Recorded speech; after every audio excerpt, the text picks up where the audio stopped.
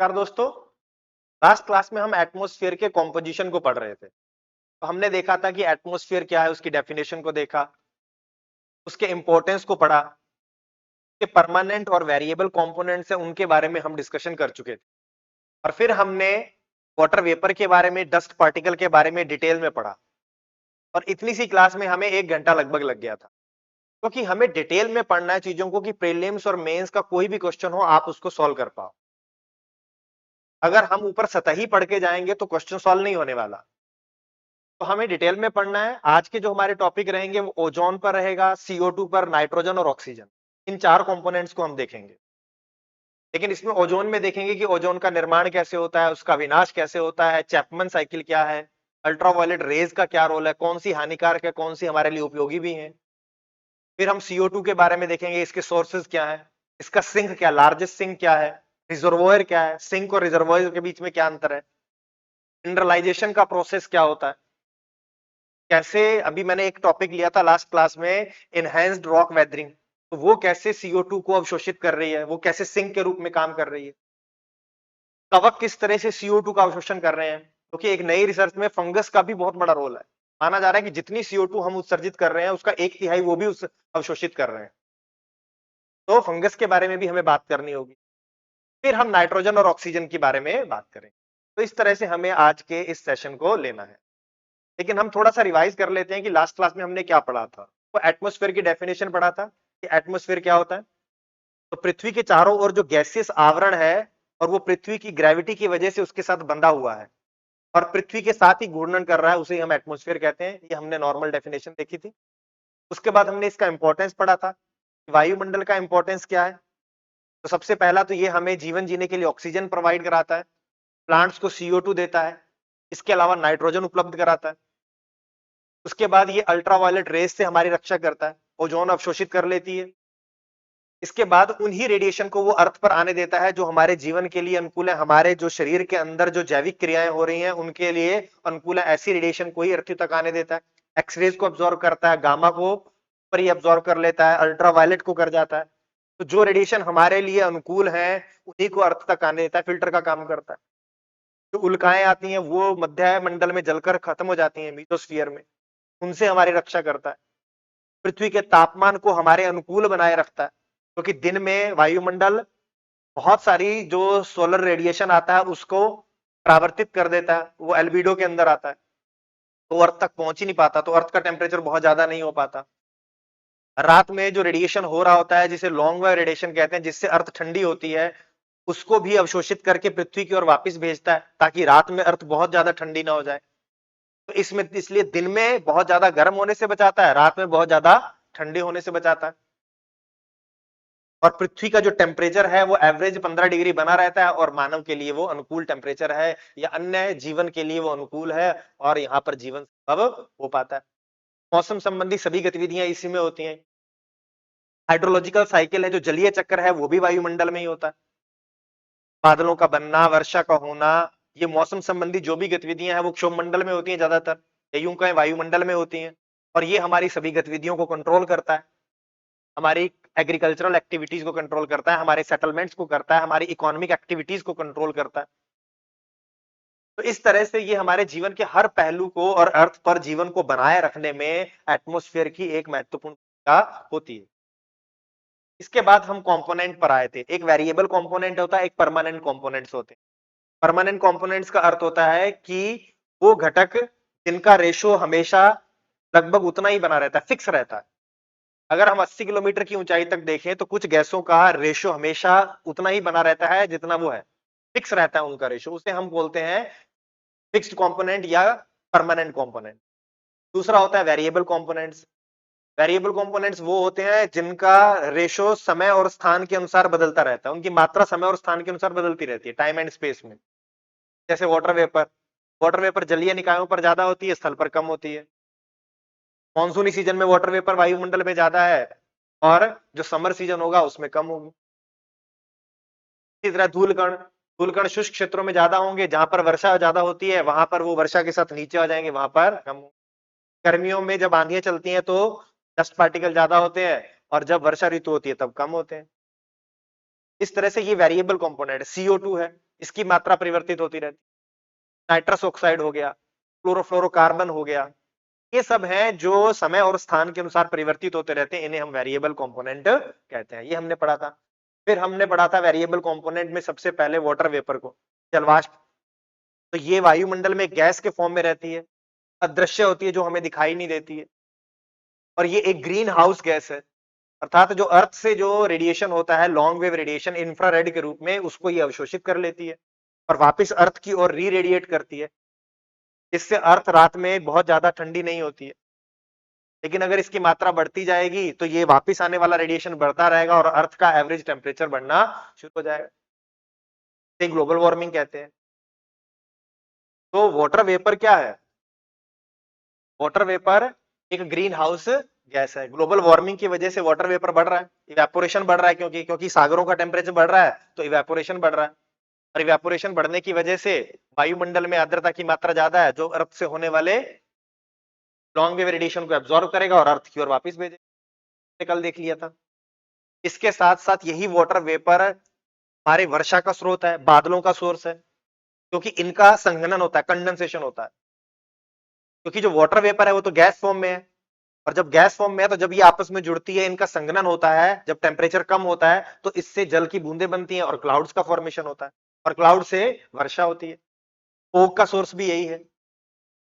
तो ये आपको ध्यान में रखना है। तो लॉन्ग वेव रेडिएशन को ये एब्जॉर्ब करती है, साथ में कुछ मात्रा में शॉर्ट वेव रेडिएशन को भी एब्जॉर्ब करती है, अर्थात सूर्य से आने वाली किरणों को भी अवशोषित।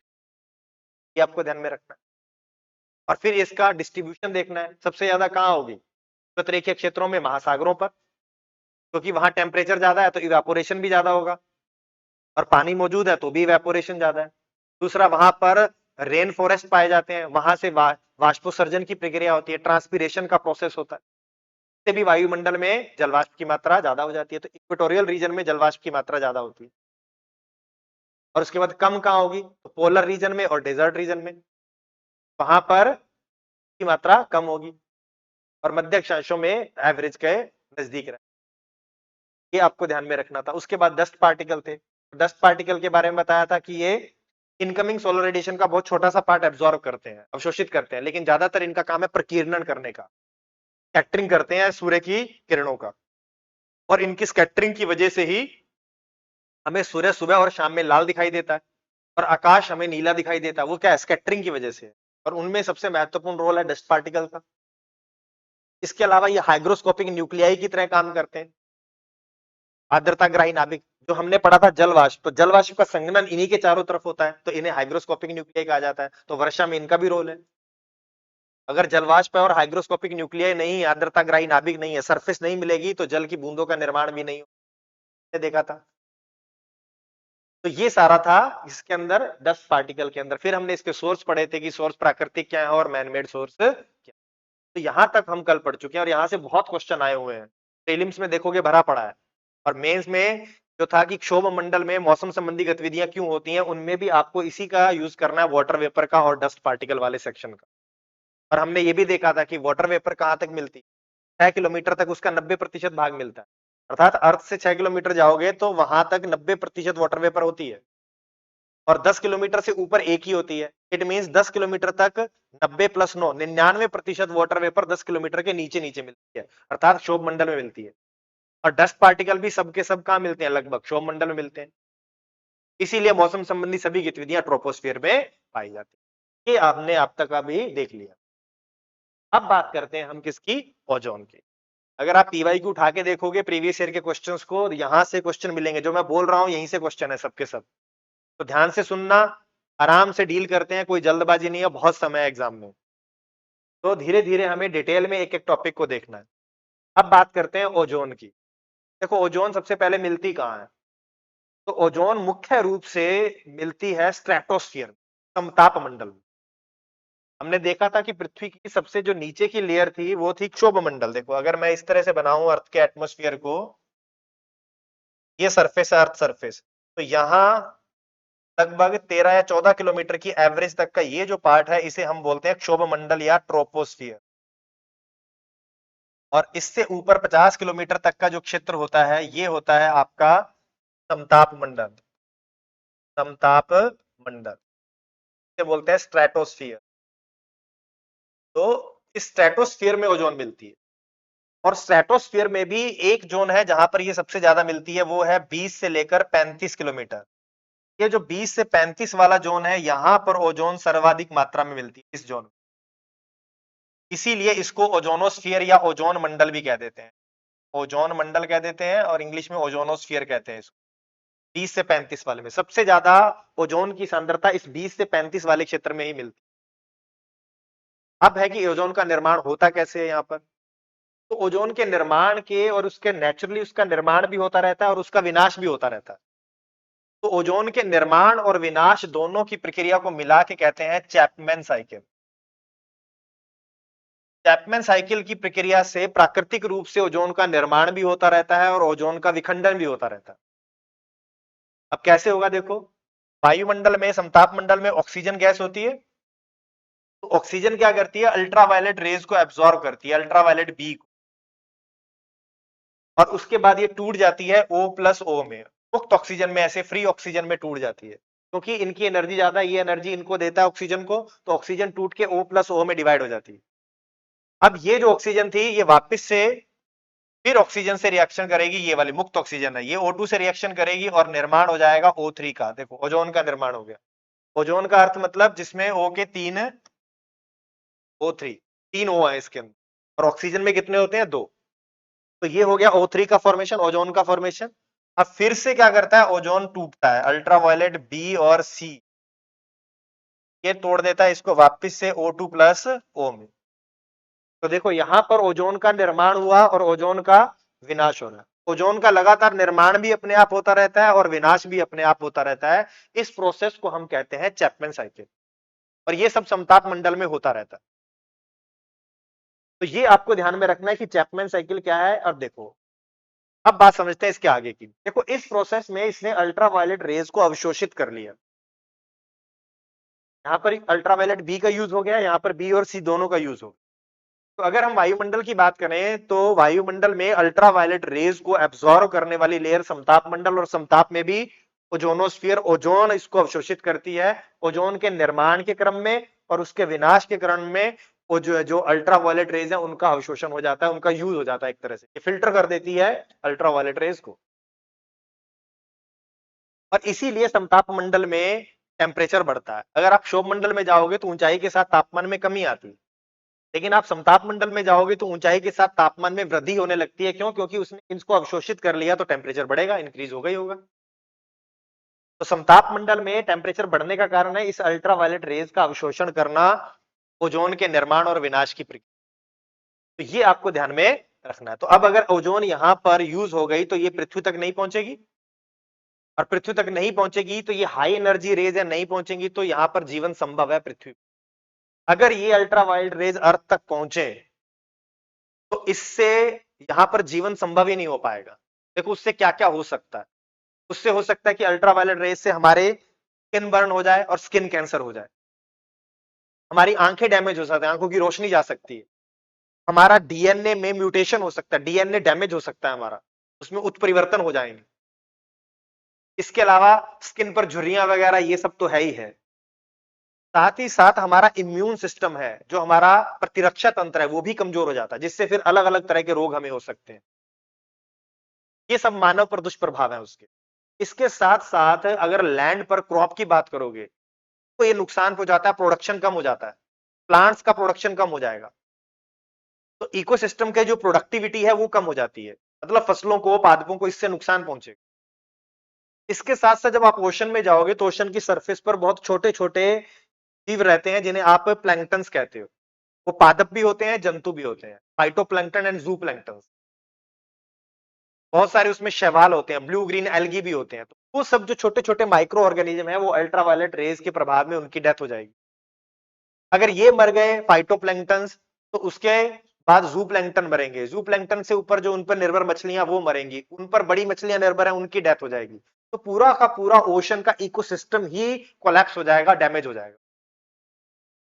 तो इस तरह से ये पूरे के पूरे ओशन इकोसिस्टम को भी ये नकारात्मक रूप से प्रभावित करेंगे। देखो होता क्या है कि ओशन में ज्यादा डीप तक नहीं जा सकती है, जो पानी होता है वो अल्ट्रावायलेट रेज को एब्जॉर्ब कर लेता है, तो नीचे के जो जीव है उनको नुकसान तो नहीं पहुंचेगा, क्योंकि अल्ट्रावायलेट रेज पानी ने ऊपर ही अवशोषित कर ली। लेकिन जो सरफेस के पास जो माइक्रो ऑर्गेनिज्म है, जो प्लैंक्टन्स हैं, वो डैमेज हो जाएंगे और उससे पूरी की पूरी फूड चेन है जो ओशन की, वो सारी की सारी नष्ट हो जाएगी या कोलैप्स हो जाएगी। इस तरह से ये ओशन में बहुत ही नेगेटिव इंपैक्ट डालेगा अगर ये अल्ट्रावायलेट रेज अर्थ पर पहुंचे तो। ये तो इसका नॉर्मल प्रोसेस था कि कैसे ये अर्थ पर पहुंच के विनाश कर सकते हैं। लेकिन एक चीज और, अल्ट्रावायलेट रेज ऐसा नहीं है कि पूरी तरह नुकसान दे, कुछ मात्रा में इनका आना अर्थ पर जरूरी भी है।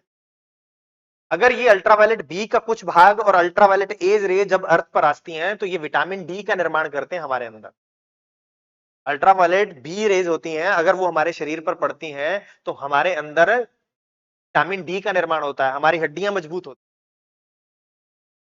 इसी के साथ साथ कुछ रिसर्च में यह भी आया है कि अल्ट्रावायलेट ए जब आता है तो हमारे अंदर एक हार्मोन निकलता है, उसे खुशी का हार्मोन कहते हैं, उससे हम खुश रहते हैं। साथ ही ब्लड प्रेशर को कम करने में भी, उसको भी रेगुलेट करने में भी इसकी भूमिका रहती है। तो ध्यान में रखना, मेनली ये तो कंफर्म ही है कि अगर ये अर्थ तक पहुंचेंगे, इनका कुछ भाग अल्ट्रावायलेट बी का कुछ भाग और अल्ट्रावायलेट ए, तो हमारे अंदर विटामिन डी का निर्माण होता है, कैल्शियम का निर्माण होता है और हमारे बीपी को रेगुलेट करने में भी इनका इंपॉर्टेंट रोल है और हमें खुश रखने वाले हार्मोन के निर्माण में भी इनका कुछ मात्रा में रोल देख, पूरी तरह नुकसानदायक नहीं है। अब हम इसका थोड़ा सा डायग्राम देखते हैं, उसके बाद आगे की बात करेंगे। देखो ये यहां पर अल्ट्रावायलेट रेज तीन तरह की होती हैं। देखो एक सी होती है, एक बी होती है और एक ए होती है। तो अल्ट्रावायलेट सी होती है, इसकी एनर्जी सबसे ज्यादा होती है, अगर ये अर्थ पर पहुंचेगी तो ये नुकसान करेगी। तो इसको तो देखो यहां पर ओजोन लेयर दिख रही है आपको, ये स्ट्रेटोस्फीयर लिखा 10 से लेकर 31 माइल कह रहा है, वही 13-14 से लेकर 50 किलोमीटर, माइल्स में लिखा, ये किलोमीटर्स में हो जाए। तो ये पूरा का पूरा स्ट्रेटोस्फीयर है और इसमें 20 से 35 किलोमीटर के बीच का भाग, ये देखो ओजोन लेयर इसको कहते हैं। और जब ये यहां से सूर्य की रोशनी में से अल्ट्रावायलेट ए बी और सी यहां पहुंची, तो इनमें सी को तो इसने पूरी तरह से अवशोषित कर लिया, का बहुत कम भाग देखो यहां नीचे तक पहुंचता है और ए का लगभग काफी सारा भाग अर्थ तक पहुंचे, तो ये ज्यादा नुकसान नहीं है। देखो एटमॉस्फेयर जो प्रकृति है वो हमारे हिसाब से ही चीजों को मैनेज कर रही है, तभी हमारा जीवन यहाँ पर संभव है। तो उसने सी को तो पूरी तरह ब्लॉक कर दिया, बी बहुत कम मात्रा यहां तक पहुंचती है और ए का काफी बड़ा भाग यहां तक पहुंच जाता है, ताकि हमारी जो गतिविधियां वो होती रहे, हमारे अंदर विटामिन डी का निर्माण हो सके, हमारे अंदर बीपी को रेगुलेट करने में, हमारे मूड को सही रखने में, उन सब में ये इंपॉर्टेंट भूमिका निभाता है। तो याद रखना, पूरी तरह से अल्ट्रावायलेट रेज को एब्जॉर्ब नहीं करता। अगर कभी इस तरह से बारीक क्वेश्चन ले ले तो याद रखना अल्ट्रावायलेट रेज अर्थ तक आती हैं, का भी कुछ भाग अर्थ तक। ये तो क्या बात कह रहे थे हम सब तापमंडल के ओजोन, इसीलिए देखो इसको बोलते हैं गुड ओजोन, क्योंकि ये हमारे लिए पृथ्वी पर परिस्थितियों को अनुकूल रखता है, अल्ट्रावायलेट रेज को एब्जॉर्ब कर लेता है, तो इसलिए हमने इसको नाम दिया है गुड ओजोन। अब एक और ओजोन होता है, वो आता है ट्रोपोस्फियर में, अर्थात क्षोभ मंडल में। ये जो निचला पार्ट है देखो यहां लिखा है ट्रोपोस्फियर, ये रहा नीचे, ये यहाँ इसी लेयर में हम रहते हैं, ये रही अर्थ सरफेस, तो लेयर है जिसके साथ हम टच में यहां रहते हैं। अब इस ट्रोपोस्फियर में भी ओजोन का निर्माण हो रहा है मानव की गतिविधियों, हमारे कारण हम ऐसे ऐसे इंडस्ट्रियल प्रोसेसेस ला रहे हैं, हम पोल्यूशन कर रहे हैं, उससे क्षोभ मंडल में भी ओजोन का निर्माण हो रहा है और यही है बैड ओजोन। यहां पर ये जो ओजोन है क्षोभ मंडल में, इसे बैड ओजोन कहता है, ये सेकेंडरी पोल्यूटेंट है, एक प्रदूषक गैस है क्षोभ मंडल में, और ये फोटोकेमिकल स्मोक के साथ बनती है। अब कैसे बनती है वो मैं समझाता हूं। फोटोकेमिकल स्मोक जो होता है आपने सुना होगा, ठीक है, ये पार्ट है, उसमें पैन होता है, पर एसिटाइल नाइट्रेट प्लस ओजोन होता है उसके अंदर, अभी बताता हूं कि कैसे बनता है। तो ये इस क्षोभ मंडल में ये जो ओजोन मिल रही है, इसे बैड ओजोन कहते हैं क्योंकि एक सेकेंडरी पोल्यूटेंट है, प्लस ये यहां पर एक ग्रीन हाउस गैस भी है ओजोन क्षोभ मंडल में, यहां नहीं, यहां पर ये क्षोभ मंडल में ये ग्रीन हाउस गैस भी है, प्लस एक सेकेंडरी पोल्यूटेंट भी है, इसीलिए इसको बैड ओजोन का नाम दिया। और ये फोटोकेमिकल स्मोक का एक पार्ट। तो अगर मैं यहां पर देखूं जगह पर, तो देखो ये मान लो आपकी अर्थ सरफेस है और अर्थ सरफेस ये, और यहां ये मैंने आपको बताया कि ये है आपका स्ट्रेटो, और यहां पर जो ओजोन मिलती है उसे हम कहते हैं गुड, और ये आपका ट्रोपोस्फियर है, ट्रोपोस्फियर मतलब क्षोभ मंडल, और यहां पर जो ओजोन मिलेगी उसे हम कहते हैं बैड, और ये किसका भाग है, ये फोटोकेमिकल स्मोग का पार्ट है, का पार्ट। और यहां पर ये क्या काम करती है, यहां पर ये एक ग्रीन हाउस गैस है प्लस एक पोल्यूटेंट है इस जगह पर। लेकिन ये बनती कैसे है, देखो आपने सुना होगा volatile organic compounds. Volatile organic compound क्या होते हैं, ऐसे कंपाउंड जो कमरे के ताप पर ही भाप बन जाते हैं, वाष्प बन जाते हैं, तो बोलते हैं वोलेटाइल ऑर्गेनिक कंपाउंड। जैसे फॉर्मेल्डेहाइड, जैसे पेंट, तो इनके अंदर बेंजीन, टोलुइन, ये सब क्या है, वोलेटाइल ऑर्गेनिक कंपाउंड्स। या मेथेन वगैरह हो, और जब ये नाइट्रोजन के ऑक्साइड से रिएक्शन करते हैं, NOx, NOx का मतलब नाइट्रोजन के ऑक्साइड, और ये कहां से निकलेंगे, जो हम फॉसिल फ्यूल को बर्न करते हैं तो उससे क्या होता है, नाइट्रोजन के ऑक्साइड निकलेंगे। और जब ये आपस में रिएक्ट करते हैं, और यहां पर सनरेज आनी चाहिए, सूर्य के प्रकाश की उपस्थिति में, ऑक्सीजन की उपस्थिति में ये आपस में रिएक्ट करते हैं, और रिएक्ट करने के बाद ये बनाते हैं पैन, पर एसिटाइल नाइट्रेट, पैन बनता है, और इसी के साथ बनता है ओजोन, और इसे बोलते हैं फोटोकेमिकल। ये फोटोकेमिकल स्मोक का पार्ट है। बनता कब है, जब वोलेटाइल ऑर्गेनिक कंपाउंड या मेथेन नाइट्रोजन के ऑक्साइड से सूर्य के प्रकाश की उपस्थिति में और ऑक्सीजन की उपस्थिति में रिएक्शन करते हैं, तो पर एसिटाइल नाइट्रेट बनता है और साथ में ओजोन का निर्माण होता है। इसे ही हम बोलते हैं फोटोकेमिकल। तब इसका निर्माण होता है, इसीलिए ये पॉल्यूटेंट है, और साथ ही साथ ये ग्रीन हाउस गैस है, इसीलिए हम इसको बोल देते हैं बैड ओजोन। ध्यान रखना है गुड ओजोन क्या है और बैड ओजोन क्या है। अब बात करते हैं कि हम कर क्या रहे हैं। अब हमारी गतिविधियों की वजह से ओजोन का विनाश हो रहा है, ओजोन का डिप्लीशन हो रहा है जिसे कहते हैं, और ओजोन की वजह से, क्षरण की वजह से ओजोन होल का निर्माण हो रहा है। ओजोन होल कहां बनते हैं, मुख्य रूप से ओजोन होल पोल्स पर देखने को मिलते हैं, नॉर्थ पोल पर और साउथ पोल पर। सबसे ज्यादा प्रभाव साउथ पोल पर आपको देखने को मिलेगा। तो वहां पर इनका निर्माण क्यों होता है, कैसे ये सब होता है, ये हम इन्वायरमेंट में देखेंगे ओजोन वाले टॉपिक में, लेकिन यहां पर हम बेसिक चीजों को कवर कर लेते हैं। अब देखो होता क्या है, कुछ पदार्थ होते हैं जिनको कहते हैं ODS, ozone depleting substances, ozone का विनाश करने वाले पदार्थ। देखो न्यूज़पेपर में सीधा ओडीएस लिख देता है वो, ओडीएस का मतलब ओजोन डिप्लेटिंग सब्सटेंसेस। देखो यहां पर लिखा होगा, ये रहा ओजोन डिप्लेटिंग सब्सटेंसेस, ओडीएस। ये वो पदार्थ है जो ओजोन का डिप्लीशन करते हैं, ओजोन का विनाश करते हैं। जैसे आपने सुना होगा chlorofluorocarbon, chlorobromocarbon, carbon tetrachloride, methyl bromide. इस तरह के जो, जिस तरह के जो कंपाउंड्स हैं, यौगिक हैं, वो ओजोन का विनाश करते हैं, और हम अलग अलग प्रक्रियाओं में इनका उत्सर्जन करते हैं। अलग अलग एक्टिविटीज हैं, अलग अलग इंडस्ट्रियल प्रोसेस हैं जिनसे इनका उत्सर्जन होता है। तो वहां पर ये ओजोन डिप्लेटिंग सब्सटेंसेस हैं, जब ये समताप मंडल में पहुंचते हैं तो ये ओजोन का विनाश करते हैं। और मैंने अभी आपको बताया ये ज्यादातर कौन से हैं, इनके अंदर या तो क्लोरीन होगा, या इनके अंदर ब्रोमीन होगा, या ये नाइट्रोजन के ऑक्साइड होते हैं। तीन तरह के कंपाउंड है जो वहां पर जाकर विनाश करते हैं। अब इनका आप अलग अलग नाम दे सकते हो, जैसे क्लोरोफ्लोरोकार्बन दे सकते हो, ठीक है, कार्बन टेट्राक्लोराइड CCl4 कर दे सकते हो, ठीक है, मेथाइल ब्रोमाइड आगे हो जाएगा, वो इसके अंदर आ जाएगा, मिथाइल ब्रोमाइड। इनको बोला जाता है हेलोन्स कहते हैं, इनको हेलोन्स कहते हैं, और इनको बोलते हैं फ्रेओन्स। और ये नाइट्रोजन के ऑक्साइड है, नाइट्रस ऑक्साइड, ये भी क्या करते हैं, ओजोन का विनाश। इन सबको बोला जाता है ओडीएस। तो याद रखना, जिनके अंदर क्लोरीन है, ब्रोमीन है, और ये नाइट्रोजन का जो ऑक्साइड है, ये तीन तरह के कंपाउंड है जो विनाश करते हैं। इनको अलग अलग नाम दिया जा सकता है, जैसे मैंने अभी बताया CFC, Cl2, तो ये सब इसके अंदर आएंगे। इसके अंदर हेलोन, CBRH इसके अंदर हो जाएगा, तो ये सब इसके अंदर आते हैं।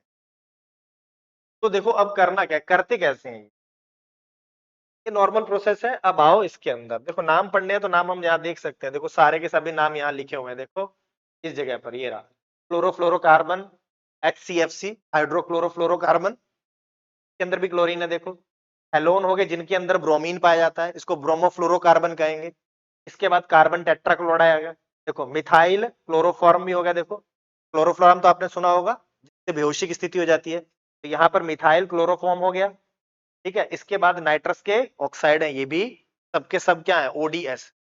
तो अलग अलग गतिविधियों से इनका उत्सर्जन होता है। ये आप ओजोन क्षरण वाले टॉपिक में पढ़ोगे, इनके कहां कहां से इनका उत्सर्जन होता है, रेफ्रिजरेशन में, एरोसोल में, अग्निशमन के यंत्रों में, आप जो ये आप सौंदर्य प्रसाधन की सामग्री लाते हो उनके अंदर बहुत होता है, डिओड्रेंट वगैरह, इन सब में ये सब पाए जाते हैं। तो इनको हम ओजोन वाले टॉपिक में अलग से पूरा डिटेल में इनको देखेंगे कि कैसे ये काम, ठीक है। तो इनको ओडीएस कहा जाता है, लेकिन ये करते क्या है ये हमें यहाँ पर पढ़ना है। देखो मान लो कि ये क्लोरोफ्लोरोकार्बन है और ये पहुंच गया समताप मंडल।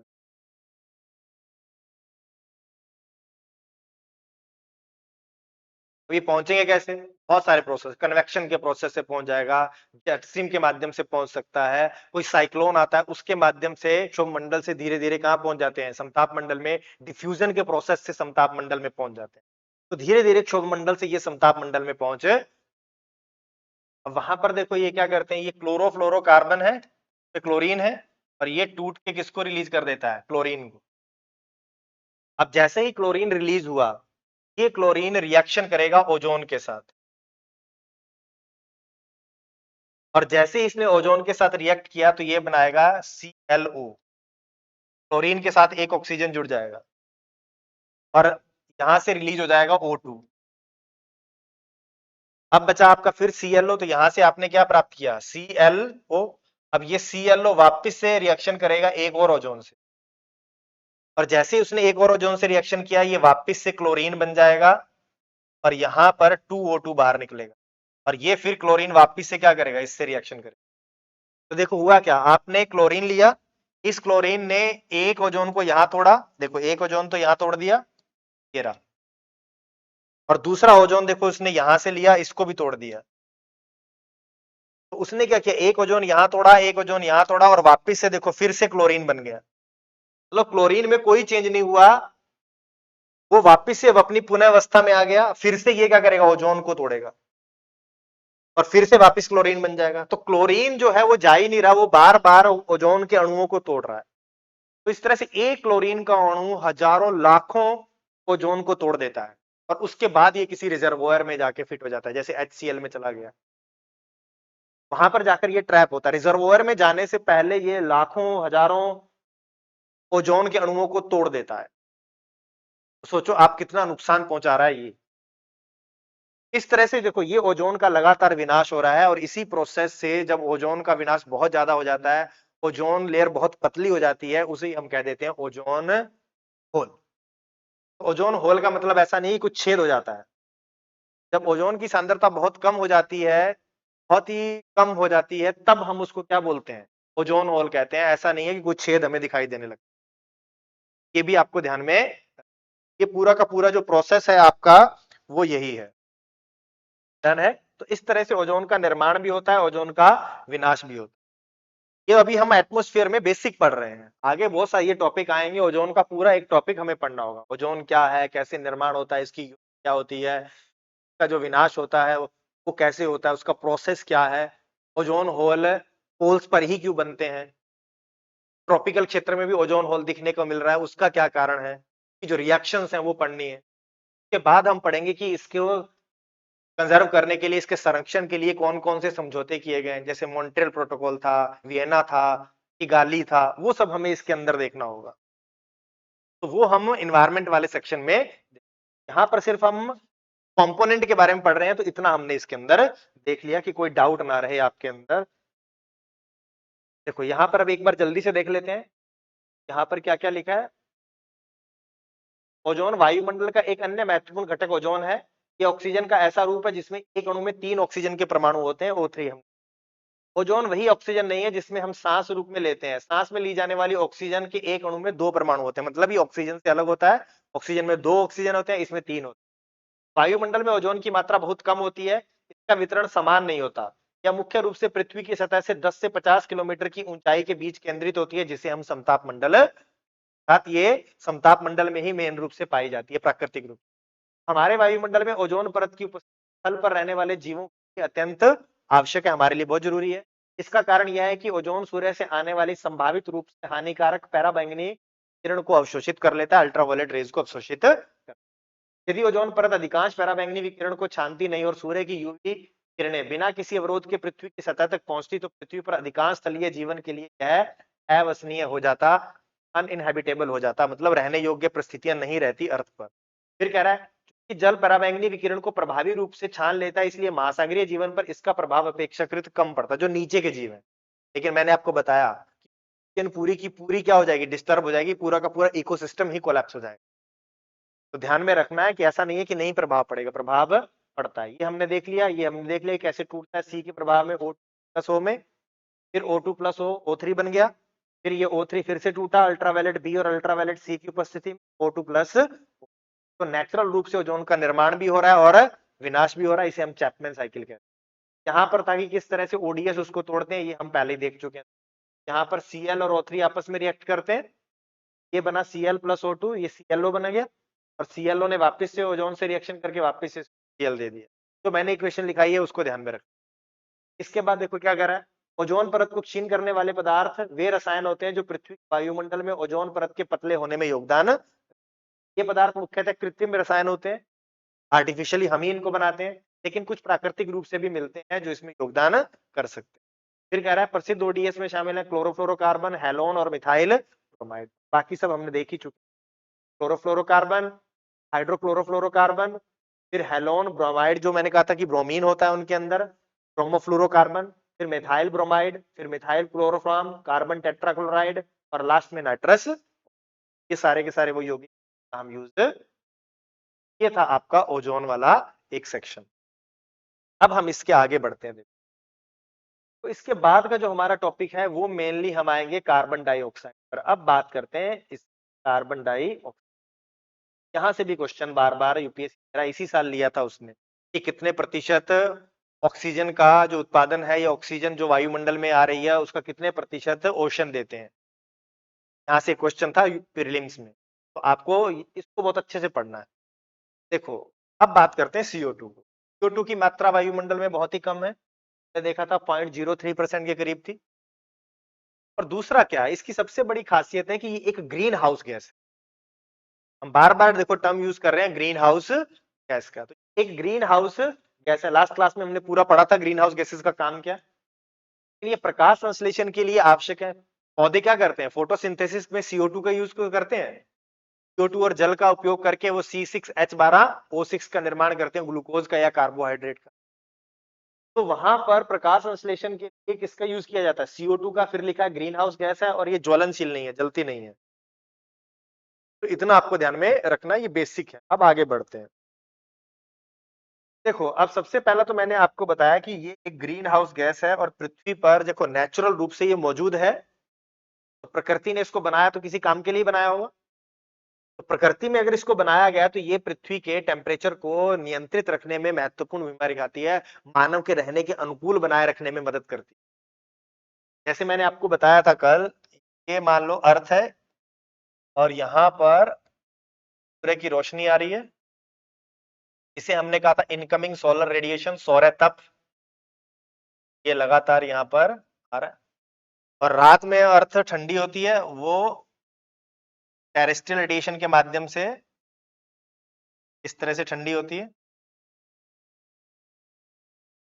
मैंने कहा था कि अगर ये रात में ये ग्रीन हाउस गैसेज ना हो, वायुमंडल ना हो, तो ये लगातार ऐसे रेडिएशन होता रहेगा रात में और अर्थ का टेम्परेचर रात में बहुत ही ज्यादा कम हो जाएगा और इतना कम हो जाएगा कि धीरे धीरे पृथ्वी का जो एवरेज टेम्परेचर है, एवरेज टेम्परेचर वो -80 तक पहुंच जाएगा।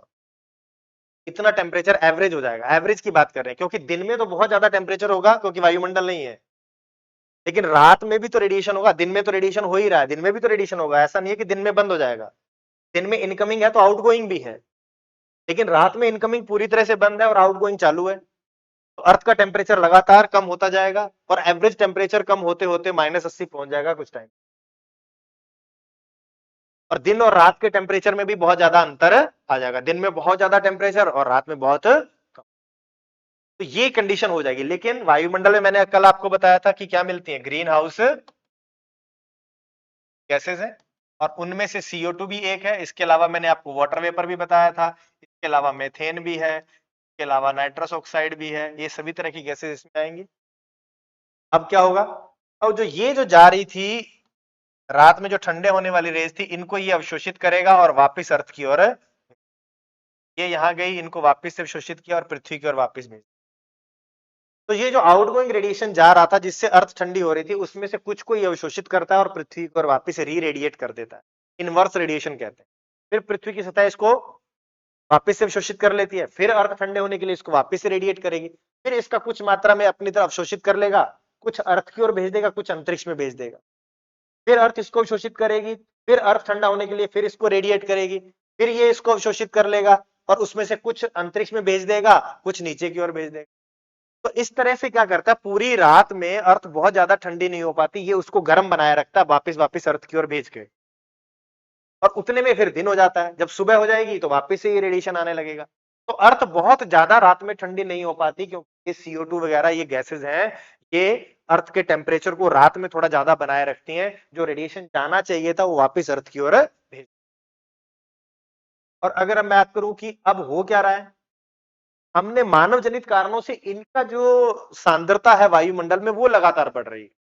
हम फॉसिल फ्यूल को बर्न कर रहे हैं, बहुत सारी इंडस्ट्रियल एक्टिविटी है जिनमें से CO2 निकल रहा है, तो वायुमंडल में ये जो CO2 का लेवल है वो लगातार बढ़ रहा है। अब जब ये CO2 का लेवल बढ़ेगा तो ये यहां से ये जो तीन जा रही थी इनमें से भी ये कुछ को अवशोषित करके वापस अर्थ की ओर भेज दे, क्योंकि क्या जाना चाहिए था, जो अंतरिक्ष में जाना चाहिए, ये जाना जरूरी भी है, सारे को ये अवशोषित नहीं करता, कुछ भाग जो अंतरिक्ष में जा रहा है, तीन जा रहा है, दो को वापस भेज रहा है। तो तीन का अंतरिक्ष में जाना जरूरी है ताकि अर्थ का एवरेज टेम्परेचर 15 डिग्री बना रहे। लेकिन अब हो क्या रहा है कि ये तीन में से भी ये तीन में से भी उसने मान लो एक को पकड़ लिया और उसको अवशोषित करके वापस अर्थ की ओर भेज दिए।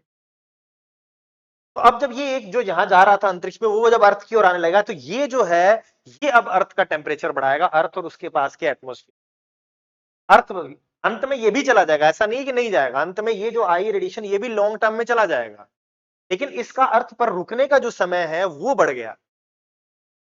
इससे अब ये जो जानी चाहिए थी अंतरिक्ष में, इसको हमारा वायुमंडल और अर्थ सरफेस गर्म करेगी, तो धीरे धीरे अर्थ का टेम्परेचर बढ़ने।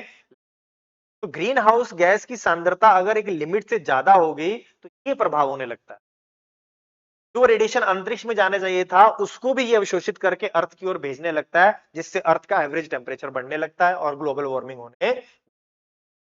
तो नेचुरल रूप से ग्रीन हाउस गैस बुरी नहीं है, होनी चाहिए, अगर नहीं होंगी तो अर्थ बहुत ठंडी हो जाएगी, लेकिन एक सीमा से जब अति हो जाती है, अधिकता हो जाती है, तब ये पृथ्वी पर ये हीट रुकने लगती है, उसका रेजिडेंस टाइम बढ़ जाता है और फिर ग्लोबल वार्मिंग होने लगती है, जो हमें दिखाई दे रही है।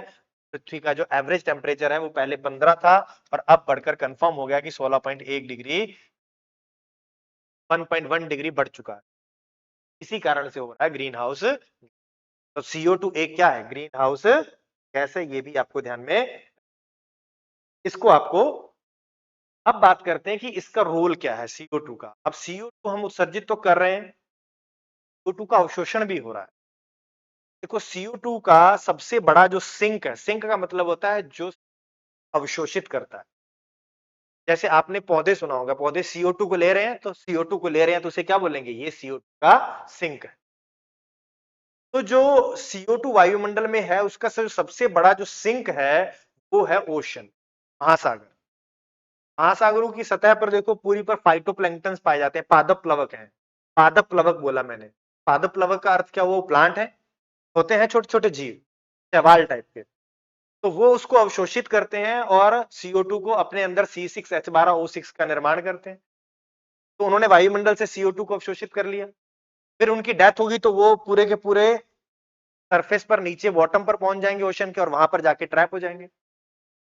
और कुछ उनमें से बहुत वर्षों के बाद उनमें फॉसिल फ्यूल का भी निर्माण कर देंगे, तेल में भी बदल जाएंगे। लेकिन उन्होंने क्या किया, वायुमंडल से CO2 को एब्जॉर्ब किया और बिल्कुल बॉटम पर ले गए, वायुमंडल में से तो CO2 कम हुआ। इसके अलावा बहुत सारी CO2 है वो अन्य यौगिकों के रूप में मिल जाती है, CO2 डिफ्यूजन के प्रोसेस से वहां जाती है, CO2 से रिएक्शन करता है तो वो बन जाते हैं CaCO3। बहुत सारे जीव अपने खोल का निर्माण करते हैं, उसमें भी CO2 इनडायरेक्टली जुड़ जाता है। तो ओशन जो है वो सबसे बड़ा सिंक है जो अवशोषित करता है वायुमंडल से CO2 को। लार्जेस्ट सिंक आपको याद रखना कौन है, के बाद प्लांट भी अवशोषित करते हैं। तो ये तो है सिंक। इसके साथ साथ आपको रिजर्वोयर के बारे में भी बात करनी है कि रिजर्वोयर कौन सा है?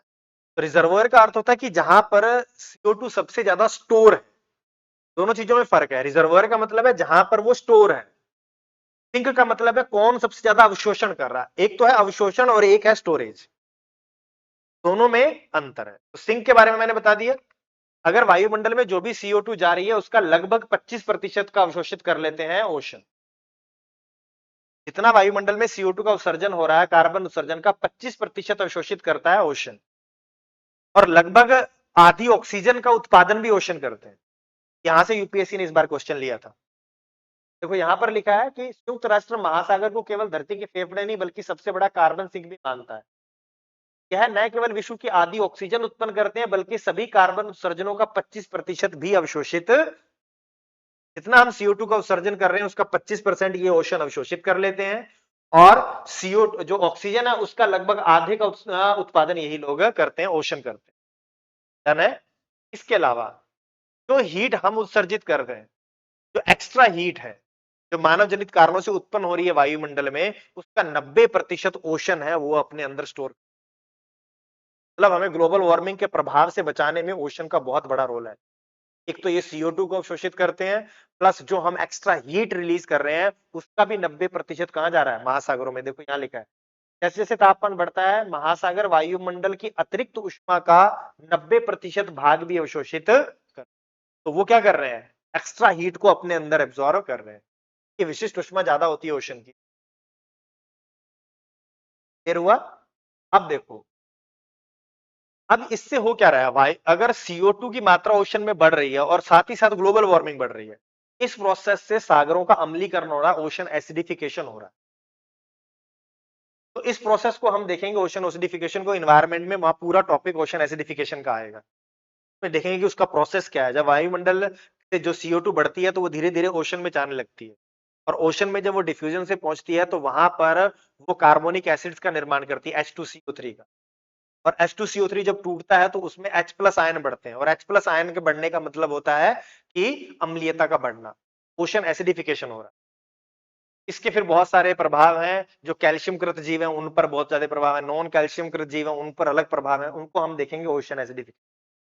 तो थोड़ा सा लिंक करके आपको अभी से समझ में आना चाहिए कि कहां कहां पर हम इनका लिंक कर सकते हैं। अब बात करते हैं CO2 के सोर्स की और उसके सिंक की, कहां कहां से उत्सर्जन होता है। तो देखो यहां पर देखो, burning and decay of biomass, जितना भी जो जैव पदार्थ है उनका क्या होता है, अगर उनको जलाएंगे या उनका अपघटन होगा तो वहां से CO2 का उत्सर्जन होना ही होना है, क्योंकि हमारे अंदर कार्बन ही तो है। तो जब उसका डिके होगा, जब उसको जलाया जाएगा तो CO2 का उत्सर्जन होना ही होना है। देखो ये रेड निशान है, उत्सर्जन को बता रहा है। इसके बाद वेदरिंग ऑफ कार्बोनेट रॉक, जिनके अंदर कार्बोनेट होता है जैसे CaCO3, इनका जब अपक्षा होता है तो यहां से भी CO2 निकलती है। इसके बाद देखो यहां पर लिखा है वोल्केनिक एक्टिविटी, ज्वालामुखी क्रिया के दौरान भी CO2 बाहर निकलेगी। इसके अलावा रेस्पिरेशन बाय लैंड ऑर्गेनिज्म, हम जो सांस लेते हैं इस प्रोसेस से भी CO2 बाहर निकलता है। इसके बाद बर्निंग ऑफ फॉसिल फ्यूल, इनको जलाएंगे तो भी, फॉसिल फ्यूल को जलाने से भी CO2 उत्सर्जित होता है, ये सब आपको पता है। इसके बाद देखो अवशोषण कैसे कैसे होता है। देखो फोटोसिंथेसिस, प्रकाश संश्लेषण की प्रक्रिया से भी मैंने आपको बताया, CO2 प्लस H2O जब आपस में मिलते हैं, प्लांट उनका यूज करके C6H12O6 का निर्माण करता है, जिससे आप कार्बोहाइड्रेट कहते हो। यहां हो गया। इसके बाद देखो वेदरिंग ऑफ ग्रेनाइट, अब देखो ये क्या प्रोसेस है, ग्रेनाइट हो गया, बेसाल्ट हो गया, ये अपक्षय से भी CO2 का अवशोषण होता है, मिनरलाइजेशन का प्रोसेस कहते हैं, खनिजीकरण का प्रोसेस कहते हैं। अब इसमें क्या होता है, देखो ये समझाना था मुझे। देखो होता क्या है कि मान लो कि ये चट्टाने हैं, बेसाल्ट की चट्टान है मान लो, या तो बेसाल्ट ले लो या ग्रेनाइट ले लो, जिनमें क्या हो, जिनके अंदर आप में इसमें फेरस होता है, कैल्शियम होता है, मैग्नीशियम होता है, पोटेशियम होता है, ये सभी तत्व इसके अंदर पाए जाते हैं। ये खनिज है, इसके अंदर खनिज जो मिलेंगे वो होते हैं ओलिवाइन, पायरोक्सिन, के बाद पायरोक्सिन होता है, फेल्सपार भी होता है, ये सारे इसके अंदर पाए जाते हैं, और इन सब खनिजों के अंदर ये सब तत्व मिलते हैं। तो ये बेसाल्ट की एक रॉक है, उसके अंदर ये खनिज है, और इन खनिजों में ये सारे के सारे इसके अंदर आपके तत्व पाए जाते हैं। अब होता क्या है, वायुमंडल में H2O होता है और CO2 होता है, ये दोनों आपस में रिएक्शन करते हैं।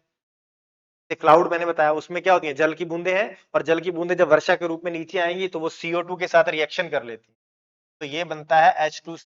ये क्या है, एक हल्का एसिड है।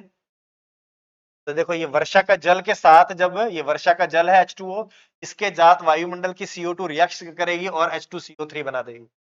और ये H2CO3 जब इन चट्टानों पर गिरेगा तो इनको क्या करेगा, ये अम्लीय प्रकृति का एसिड है, तो एसिड है तो वो इन खनिजों के साथ रिएक्शन करता है, ओलिवाइन के साथ, पायरोक्सिन के साथ, और इनमें से रिलीज कर देता है, इनमें से रिलीज हो जाता है आयरन, कैल्शियम, मैग्नीशियम, ये सारे तत्व क्या हो जाते हैं, रिलीज हो जाते हैं।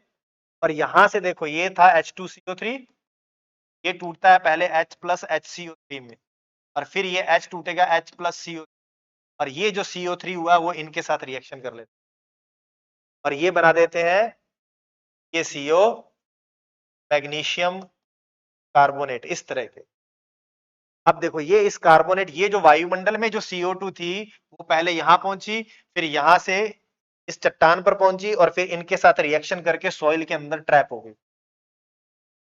तो जो वायुमंडल की CO2 थी वो धीरे धीरे ये प्रोसेस से, इस प्रोसेस से, ये वेदरिंग का प्रोसेस है। देखो यहां पर इसने क्या किया, इस एसिड ने इस चट्टान के साथ जब रिएक्शन किया और इसमें से ये फेरस, कैल्शियम और ये मैग्नीशियम को निकाला, इस प्रोसेस को बोलते हैं अपक्षय। चट्टानों का अपने स्थान पर रासायनिक प्रक्रिया से अगर टूट जाना है या छोटे छोटे भागों में मुक्त हो जाना है तो उसे क्या बोलते हैं, हम अपक्षय कहते हैं। यहां से क्या निकला, Fe, कैल्शियम और मैग्नीशियम, लेकिन किसने निकाला, इस एसिड ने, तो ये रासायनिक अपक्षय है। और इससे ये जो निकले, इन्होंने CO2 के साथ रिएक्शन किया और इन सबका निर्माण कर दिया। और ये जो खनिज है यहाँ पर, इसके अंदर यहाँ पर ऐसे ये आपके कार्बोनेट है, इसके अंदर इस तरह से आपको दिखाई देने। तो अब ये जो CO2 थी वो परमानेंट इस कार्बोनेट के रूप में यहाँ पर ट्रैप हो गई चट्टानों के अंदर। क्या क्या करेगा, वर्षा के जल के साथ ये बहकर ओशन में पहुंच जाएंगे और ओशन में हमेशा के लिए ये नीचे सेडिमेंट्स के रूप में सेटल हो जाएंगे। इस पूरे प्रोसेस को बोलते हैं एनहांस्ड रॉक। इस प्रोसेस से भी वायुमंडल से CO2 कम हो रही है। ये न्यू प्रोसेस है जो अभी न्यूज में बना हुआ था, तो मैंने उसको लिए अलग से एक पूरी क्लास लेके समझाया हुआ है, वहां पर भी आप देख सकते हो इनहैंस्ड रॉक वेदरिंग वाले प्रोसेस में। तो ये वो है, यहाँ पर देखो वेदरिंग ऑफ, इससे भी इसका अवशोषण हो रहा है। के बाद देखो यहाँ पर अगर ओशन की बात करें तो यहाँ पर मैंने बताया था कि छोटे छोटे सूक्ष्म जीव, माइक्रो ऑर्गेनिज्म, फाइटोप्लैंक्टन है, वो CO2 को अवशोषित करेंगे और साथ ही साथ क्या करेंगे, ऑक्सीजन को रिलीज करेंगे, और जब उनका डिके होगा, जब वो मर जाएंगे तो उससे रिलीज होगी। प्लस वहां पर जो दूसरे वाले जीव है, जो मान लो जू प्लैंकटन है, मछलियां हैं, वो सब CO2 का उत्सर्जन करेंगे। तो जो फाइटोप्लैंक्टन्स हैं देखो वो क्या करते हैं, प्रकाश संश्लेषण की प्रक्रिया से इसको अवशोषित करते हैं, लेकिन जब इनका डीके होगा तो वो CO2 निकलेगा। दूसरा, यहाँ पर बहुत सारे एनिमल्स हैं, वो क्या करेंगे, वो ऑक्सीजन को लेंगे और CO2 को लेते हैं। वो CO2 कहाँ आएगी, वायुमंडल में रिलीज होती है धीरे धीरे डिफ्यूजन के प्रोसेस से। इसके बाद देखो धीरे धीरे ये जो जीव यहाँ पर डेथ होती है वो धीरे धीरे क्या करते हैं, सेडिमेंट्स के रूप में यहाँ पर सेटल हो जाते हैं। क्या, जो स्थल के रूप में जो कार्बोनेट की अभी मैंने आपको बताया था, CaCO3, MgCO3, वो जब बहकर आते हैं ओशन में तो वो भी धीरे धीरे यहाँ पर सतह पर इसके बॉटम पर सेटल हो जाते हैं। तो यहाँ पर वो भी क्या हो जाएंगे, डिपोजिट होते जाएंगे। और यहाँ पर मैंने बताया इस CO2 क्या होती है, वो सी वाटर में डिसॉल्व होती है, डिफ्यूजन के प्रोसेस से होता है, ये विसरण की प्रक्रिया से। वायुमंडल में जो CO2 होती है वो विसरण की प्रक्रिया से कहाँ जाती है, ओशन में आ जाती है और ओशन के जल में घुल जाती है। तो इस प्रोसेस से भी ओशन में, तो ओशन में किस किस प्रोसेस से हुआ, घुली हुई CO2 है, प्लस सेडिमेंट्स के रूप में यहाँ नीचे है उसके रूप में है, यहाँ पर जो जीव है उनके बायोमास के रूप में है, वो भी जब मरेंगे तो नीचे सेटल हो जाएंगे और उनसे आगे जाकर फोसिल फ्यूल्स का भी निर्माण हो सकता। इन सब प्रोसेस में CO2 इसके अंदर ओशन के अंदर जाती है। देखो यहाँ पर भी लिखा बुरियल ऑफ बायोमास, ये बायोमास है जो दब जाता है, उससे भी CO2 क्या हो जाती है, परमानेंट स्टोर हो जाती है। और स्थल पर भी यही प्रोसेस है, स्थल पर भी अगर बायोमास अगर दब गया पृथ्वी की सतह के नीचे तो वहां पर CO2 क्या हो जाएगी, स्टोर हो जाएगी परमानेंट। तो ये सब प्रोसेस है जो CO2 का बताता है। अब बात करते हैं सिंक की, बात तो हमने कर ली थी, CO2 का सिंक क्या था, सबसे बड़ा ओशन था। लेकिन अब बात करते हैं रिजर्वोयर की। रिजर्वोयर मतलब कहां सबसे अधिक मात्रा में ये स्टोर है। तो स्टोर की बात करें तो सबसे ज्यादा चट्टानों के रूप में, सबसे ज्यादा मात्रा किसकी है, यहां पर ये पहला है रॉक, चट्टानों के रूप में CO2 सबसे अधिक मात्रा में स्टोर है। उसके बाद अगर कोई है तो वो है ओशन, यहां पर 41,000 है गीगाटन, GTS का मतलब है गीगाटन। तो 41,000 गीगाटन कहां पर है? ओशन में। और सबसे ज्यादा कहां पर है? रॉक्स में। और उसके बाद देखो 4,000 के आसपास है ये, यहां पर ये है फॉसिल फ्यूल के रूप में, अलग अलग गिना जाता है। देखो सबसे ज्यादा रॉक में, उसके बाद है ओशंस में, और उसके बाद है देखो यहां पर फॉसिल फ्यूल्स के रूप में, फॉसिल फ्यूल्स के रूप में 4,000। इसके बाद देखो जो टेरेस्ट्रियल बायोस्फीयर है, तो हम कहते हैं कि सतह पर, पृथ्वी की सरफेस सतह पर जो वृक्ष हैं, जो घास है, उन रूप में जो स्टोर होती है वो क्या होता है? वो 2,000 है। और उसमें सरफेस के ऊपर और सरफेस के नीचे, जिसे आप बोलते हो सॉइल कार्बन, वो भी शामिल है। देखो सॉइल कार्बन 1400 है, और सतह के ऊपर जो पेड़ वगैरह है, घास वगैरह है, उनमें सिर्फ 550 ही है। तो याद रखना, इसका सीक्वेंस बस याद रखना, सबसे ज्यादा रॉक में है, उसके बाद आपका किसमें आएगा? ओशन में। ओशन के बाद आपका फॉसिल फ्यूल के रूप में स्टोर है, उसके बाद टेरेस्ट्रियल बायोम, स्थलीय बायोम है, उनमें अंदर आता है। और वायुमंडल में देखो 900 है, सबसे कम कहां पर पाई जाती है? वायुमंडल में ही मिलती। याद रखना है इस सीक्वेंस को, हो सकता है कभी आपसे पूछ ले, यहां पर आपसे पूछ सकता है टेरेस्ट्रियल बायोस्फीयर में कि प्लांट बायोमास में कितनी है और सॉइल में कितनी है। तो याद रखना सॉइल में ज्यादा है, और प्लांट बायोमास में, मिट्टी के अंदर कार्बन ज्यादा है सरफेस के ऊपर प्लांट की तुलना में। तो यहां पर भी आपसे वो क्वेश्चन कभी पूछ सकते हैं। तो इसको ध्यान में आपको रखना है, इस आंकड़े को। ये वही है, इसको दोबारा, ये मैंने आपको जो अभी बताया था वेदरिंग का प्रोसेस है, इसको कई बार कार्बन मिनरलाइजेशन भी। तो मैंने यही बताया था आपको, देखो ये वायुमंडल में CO2 है, ये जल के साथ रिएक्ट करेगी, ये वायुमंडल में CO2 है, और जब वर्षा होगी तो ये H2O के साथ रिएक्ट करेगी, और इसके साथ बना देगी H2C। अब ये H2CO3 यहां पर देखो, ये चट्टाने हैं, ये क्षारीय चट्टाने कह सकते हैं जिनको, बेसाल्ट भी हो सकता है, ग्रेनाइट, उनके साथ जब ये रिएक्ट करेगी तो इसके अंदर खनिज होंगे ओलिवाइन, पायरोक्सिन। अब जब ये H2CO3 इनके साथ जब रिएक्ट करेगा तो यहां पर क्या निकलेंगे? ये जो क्षारीय तत्व है ये मुक्त हो जाएंगे, कैल्शियम, मैग्नीशियम, मैंने बताया था कैल्शियम, मैग्नीशियम, बस ये सब मुक्त हो जाएंगे। अब ये जो H2CO3 में से जो CO3 है वो इनके साथ रिएक्शन कर लेगा और कार्बोनेट्स का निर्माण कर देगा, कार्बोनेट खनिजों का निर्माण करेगा। ये CO3, MgCO3, FeCO3 सबका। तो देखो यहां पर लिखा है solid minerals that naturally remove and store CO2। ये प्राकृतिक मिनरल है जो प्राकृतिक रूप से CO2 को स्टोर, और CO2 परमानेंटली स्टोर होके इन चट्टानों में स्टोर हो जाएगी। अब ये साइकिल से बाहर है, जब तक इनका दोबारा से अपक्षय नहीं होता तब तक ये इसके अंदर परमानेंटली स्टोर हो जाए। तो आपने वायुमंडल से CO2 को अवशोषित किया और इन चट्टानों में स्टोर कर लिया, ये वेदरिंग के प्रोसेस से हुआ, इसलिए इसको इनहैंस्ड रॉक वेदरिंग कहते हैं। इनहैंस्ड रॉक वेदरिंग में क्या किया जाता है? ये जो चट्टान थी, पूरी चट्टान को बारीक चूर्ण में पीस लिया जाता है, तो पाउडर बना लिया जाता है, और फिर उसको खेत में छिड़क दिया जाता है। तो जब उसको बिल्कुल बारीक पाउडर बना लोगे तो उसका सरफेस एरिया बढ़ जाएगा, और सरफेस एरिया बढ़ेगा तो वो रिएक्ट ज्यादा करेगा, रिएक्ट ज्यादा करेगा तो वो CO2 को अवशोषित ज्यादा करेगा। ये पूरा प्रोसेस होता है इनहैंस्ड रॉक।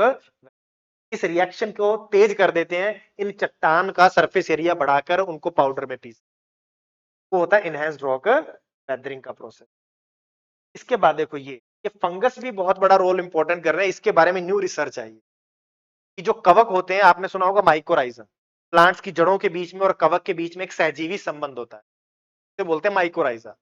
तो बहुत सारे कवक हैं, फंगस हैं जो सॉइल के अंदर यूं रहते हैं, ये प्लांट की जड़ों के साथ सहजीवी संबंध में रहते हैं, कुछ मुक्त भी रहते हैं। तो ये क्या करते हैं? ये वायुमंडल की CO2 को शोषित करते हैं, फंगस भी। हो सकता है कभी आपसे कवक के बारे में पूछ ले, तो कवक भी क्या करते हैं? CO2 का बड़ी मात्रा में अवशोषण कर रहे हैं, ये भी एक सिंक के रूप में काम कर रहे हैं।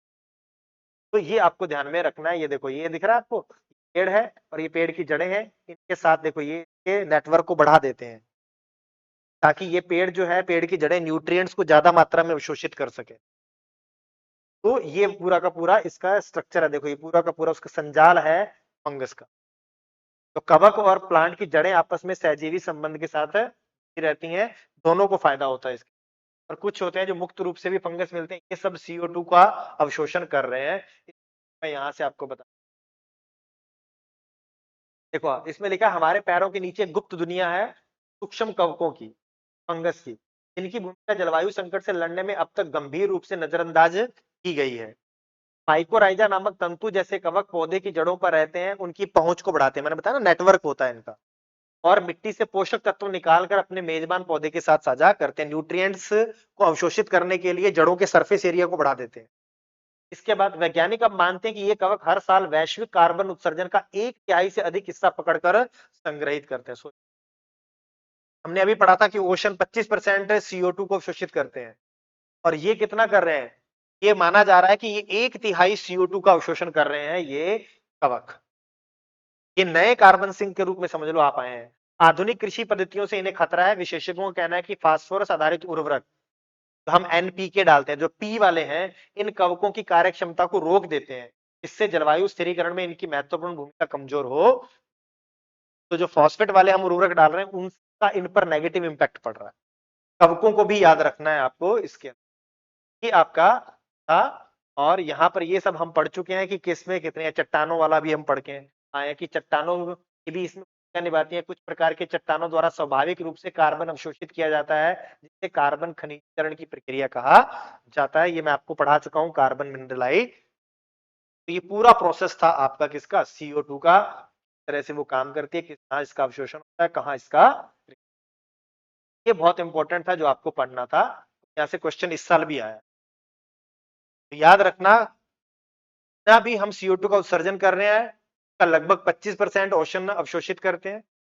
जितनी ऑक्सीजन का उत्पादन हो रहा है, उसका लगभग 50% ऑक्सीजन का उत्पादन ओशन करते हैं। जितनी हम एक्स्ट्रा हीट उत्सर्जित कर रहे हैं, उसका 90% ये अवशोषित करते हैं ओशन, उस हीट को। तो लार्जेस्ट सिंक भी यही है। इसके बाद मैंने आपको क्या बताया था, ये जो ओशन के अलावा आपके जो फंगस हैं, वो भी CO2 का अवशोषण कर रहे हैं, 1/3 का कर रहे हैं, ये माना जा रहा है।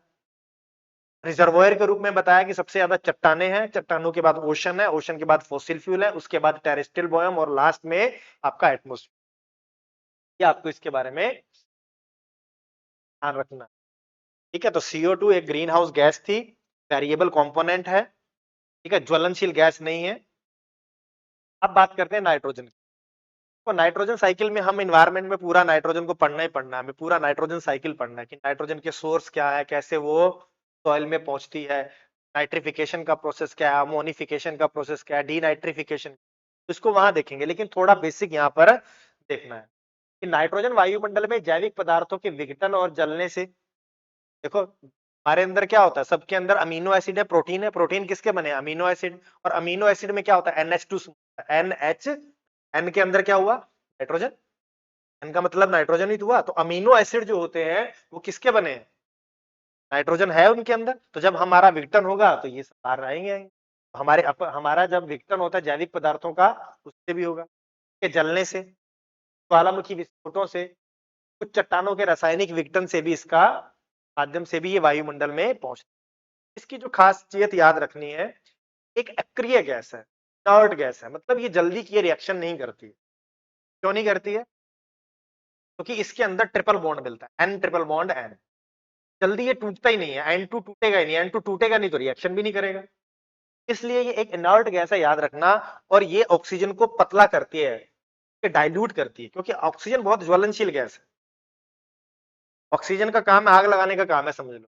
कोई भी चीज को जलाना है तो वहां ऑक्सीजन होना, तो ये ऑक्सीजन को पतला करने का काम करती है। ये जल्दी की रिएक्ट ही नहीं करती किसी, और ऑक्सीजन बहुत ज्यादा रिएक्टिव है, तो उसको ये पतला करने का काम कौन करता है? नाइट्रोजन। ये आपको ध्यान में रखना, जो मैं बता रहा हूं ये इस तरह से काम करती है। रंगहीन होती है, गंधहीन होती है, स्वादहीन होती है। कोई इसका रंग नहीं है, कोई इसका टेस्ट नहीं है, कोई इसकी स्मेल नहीं होती। वायुमंडल में कितना है? 78% है। अपेक्षाकृत निष्क्रिय है, इनर्ट गैस है, किसी से रिएक्ट नहीं करती है। कार्बनिक यौगिकों का निर्माण ये, देखो ये डाइल्यूएंट के रूप में काम करता है। यह रासायनिक रूप से अपेक्षाकृत निष्क्रिय होती है, यद्यपि इसके कई यौगिक अत्यंत सक्रिय हैं। वायुमंडल में इसका मुख्य कार्य ऑक्सीजन को पतला करके दहन को नियंत्रित करना है। तो यहाँ पर कंबशन को क्या करता है? नियंत्रित करता है कि आग ना लगे, उसको कंट्रोल करने का काम है। इतना आपको ध्यान में रखना है, बाकी सब नाइट्रोजन साइकिल में। फिर ऑक्सीजन के बारे में बात करें तो ये रंगहीन गंधहीन गैस है, ये भी अत्यधिक अभिक्रियाशील है और दहन में सहायक है। तो आग लगनी है, कंबशन जो होगा उसमें ऑक्सीजन चाहिए ही चाहिए, और बहुत ही रिएक्टिव है। आप देखो ना, पर जितने भी यौगिक हैं लगभग सब में O2 जुड़ा होता है, तो सब में ऑक्सीजन है, बहुत ही रिएक्टिव होती है। और हमारे लिए भी ये बहुत उपयोगी है। हमारे जीवन का आधार ही क्या है? ऑक्सीजन के बिना हम जीवित रह ही नहीं सकते हैं। ठीक है, तो अन्य सभी तत्वों के साथ संयोजन करके विभिन्न प्रकार के यौगिक का भी निर्माण, अधिकांश दहन क्रियाओं के लिए यह अनिवार्य है। जब कोई पदार्थ जलता है तो ऑक्सीजन की खपत भी होती है, तभी कोई पदार्थ जल पाएगा। ऑक्सीजन की मात्रा बता रहा है कि इसकी 1/5 होती है, मतलब 21% इसका वायुमंडल में इसकी रेशो पाया जाता है। परसेंटेज इतना है, शुरू में ही देख। तो इतना था आपका कंपोनेंट जो वायुमंडल के आपको ध्यान में। अब देखो शुरू से जो हमने टॉपिक देखा क्या कंप्लीट हुआ, एटमॉस्फेयर की डेफिनेशन देखी, का सिग्निफिकेंस देखा हमने, फिर उसके कॉम्पोजिशन पर आए, उसमें हमने वेरिएबल और परमानेंट कंपोनेंट्स को देख लिया। के बाद हमने ये रेशो देख लिया कि किस गैस का क्या रेशो है। के बाद हम आगे अलग अलग गैसेस पर, नाइट्रोजन को हमने देखा, ऑक्सीजन को देखा, कार्बन डाइऑक्साइड को देख लिया, रिजर्वायर हो गए, सिंक हो गए, कार्बन मिनरलाइजेशन हो गया, फंगस के बारे में बात कर ली, और अलग सोर्स के बारे में इनकी बात होगी। फिर ओजोन देख लिया, निर्माण कैसे होता है, कैसे अल्ट्रावायलेट रेज को रोकता है, चैपमैन साइकिल हो गया, ओजोन डिप्लेशन हो गया, ओडीएस सब्सटेंसेस हो गए, फिर वाटर वेपर हो गया, और फिर हमने देखा डस्ट पार्टिकल स्कैटरिंग को। ये आपका पूरा का पूरा कॉम्पोजिशन का टॉपिक था, एटमॉस्फेयर का कॉम्पोजिशन क्या। अब नेक्स्ट क्लास में हम पढ़ेंगे एटमॉस्फेयर की स्ट्रक्चर। वहां से मेंस में दो दो क्वेश्चन आए हुए हैं, प्रीलिम्स में तो आना ही आना है, मेंस में दो क्वेश्चन है कि ट्रोपोस्फियर में ही समस्त मौसमी गतिविधियां क्यों होती हैं, और ऑरोरा पे क्वेश्चन पूछा, ध्रुवीय ज्योतियों पे। इनका जवाब मिलेगा आपको कल वाली क्लास। मिलते हैं।